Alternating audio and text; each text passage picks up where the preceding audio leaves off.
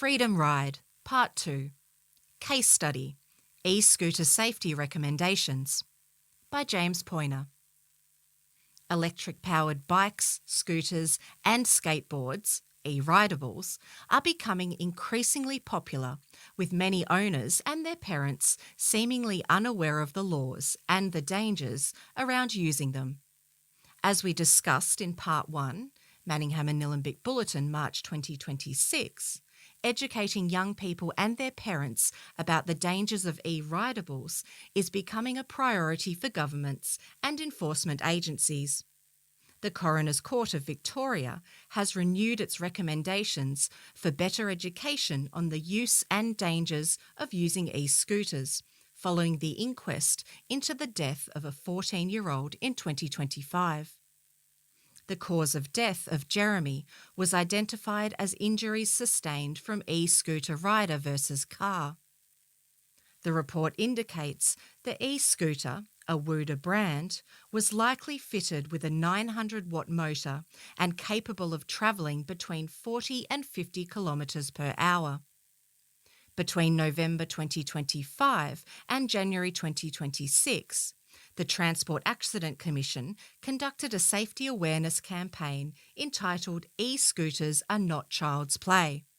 The campaign consisted of a series of 15-second videos depicting crashes in various contexts such as underage riding, no helmet, intoxicated rider, and riding on footpaths. The coroner has recommended that this campaign is renewed with aims to include increasing public awareness of the particular dangers and illegalities associated with high-power, high-speed e-scooters. Under current Victorian road rules, it is legal to ride an e-scooter on public roads and shared and bike paths, as long as you conform to some very specific guidelines.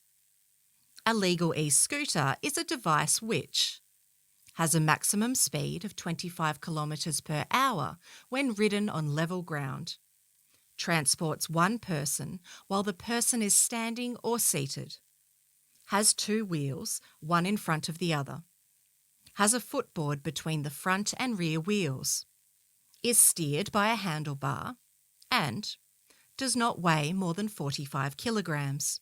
An e-scooter rider must be aged 16 or over, wear a helmet, ride at no more than 20 kilometres per hour, ride on shared use paths, bicycle paths, or roads with a speed limit of up to 60 kilometres per hour.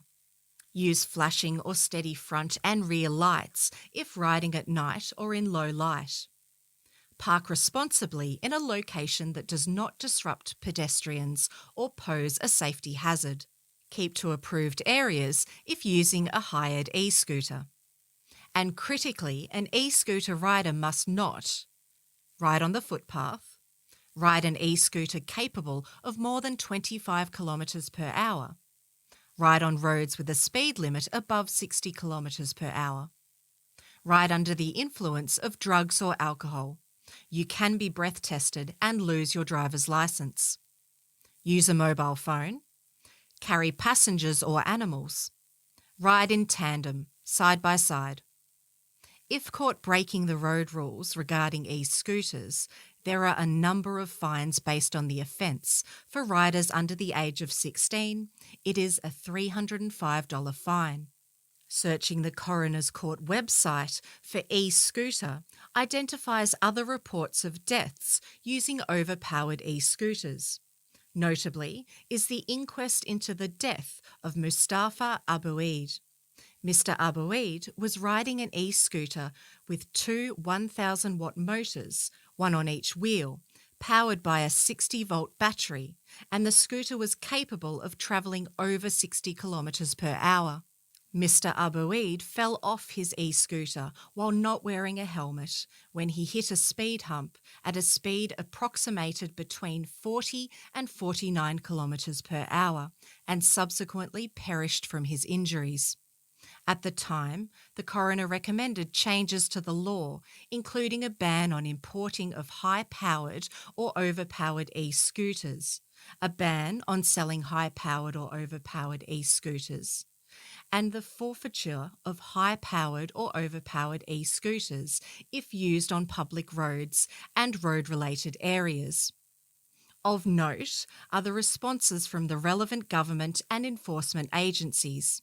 The response from the Victorian Department of Transport and Planning indicates that the department supports the recommendations, but implementation is difficult. The response states, "Users of high-speed e-scooters face a penalty of $1,018 for driving an unregistered motor vehicle." However, the ability for Victoria Police to positively identify a high-speed e-scooter or e-bike to the required standard of proof is difficult. Meanwhile, it's easy to access high-speed e-scooters through popular retail outlets. Such devices are able to be lawfully sold because they can legally be used on private property, despite clearly being designed for commuting and use on public infrastructure, such as roads and shared paths. The response also talks to changes to the Road Safety Act 1986. Some steps have already been taken to enhance enforcement capability.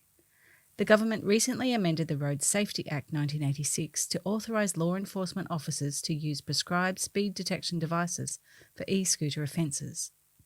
This enables Victoria Police to better detect and take action against private devices exceeding the legal speed limit. However, a single speed reading may not provide sufficient proof that a device is inherently non-compliant, and factors such as road gradient or even wind need to be considered as factors outside electric propulsion.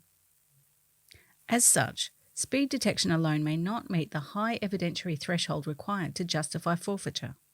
The Federal Department of Infrastructure, Transport, Regional Development, Communications, Sport and the Arts addressed the issue of banning the import, noting, "We acknowledge the concerns raised and agree that improving the safety of personal mobility devices, including high-powered e-scooters, requires a coordinated and comprehensive approach." It's complicated.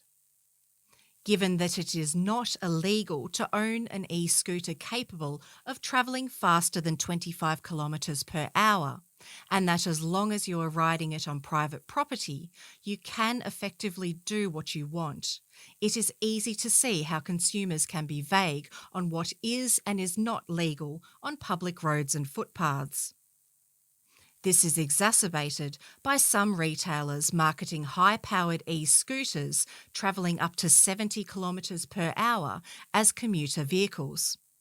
High-powered e-scooters can also be toggled to run within the guidelines of the Road Safety Act, with some e-ridables having the ability to be switched between road legal and high-powered modes via the onboard interface. Online retailers also seem to be using the phrase "always check local laws for electric scooter usage," or words to that effect, as a way to tick the box regarding the legality of the device on public roads and shared paths. With the onus on the consumer to know the law, it is easy to see how these high-powered e-ridables are becoming more prevalent on local roads, paths and footpaths. Whether it is an e-bike, e-scooter or some other e-ridable, when used properly they can be a lot of fun and a very efficient way of getting around. But as the coroner's reports show, they can also be deadly when used inappropriately. The Victorian Government has further restricted where e-ridables can be taken, with legislation banning some classes of e-bikes from public transport. We will discuss this issue in our next instalment. This story was read by Rebecca Rose, James Poyner, David Tynan and Sandy Miller.